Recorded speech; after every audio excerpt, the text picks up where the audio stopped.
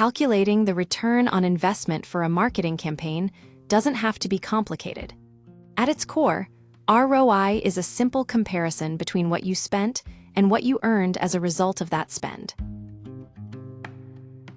The basic formula is your total gain from the investment minus the cost of the investment divided by that same cost.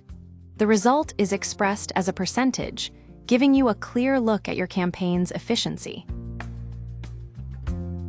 To get an accurate number, you first need to isolate your marketing costs. This includes your ad spend, any software tools used for the campaign, and the labor costs for the team that built it.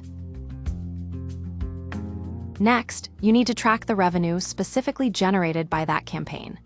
This is often where things get tricky, so using tracking links or dedicated landing pages is essential to ensure you are attributing the sales correctly. Once you have your total revenue and your total costs, subtract the costs from the revenue. This gives you your net profit. If you spent $5,000 and made $15,000, your net profit is $10,000. Now, take that $10,000 profit and divide it by the original $5,000 cost. In this example, the result is 2, which translates to a 200% ROI on that specific campaign. It is important to remember that ROI looks different across various industries. A high-ticket service might see a massive return on a small spend, while a high-volume retail product might aim for a lower but more consistent percentage. You should also consider the time frame. Some campaigns, like search ads, show immediate ROI. Others, like brand awareness or content marketing, might take months to reflect their true value in your calculations.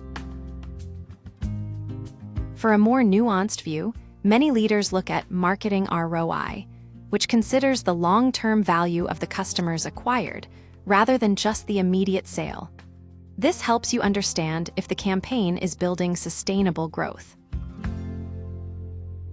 Regularly calculating your ROI allows you to stop guessing which channels work. You can see exactly where every dollar is going and pivot your budget toward the strategies that are actually moving the needle. If a campaign shows a negative ROI, don't just shut it down immediately. Analyze whether the issue is a high acquisition cost or a low conversion rate. Often, a small adjustment can turn an underperforming ad into a winner. By keeping your ROI calculations consistent and simple, you create a common language for your team. It moves the conversation away from likes and views and focuses everyone on the actual health of the business. Please like, share, and subscribe and spread the word.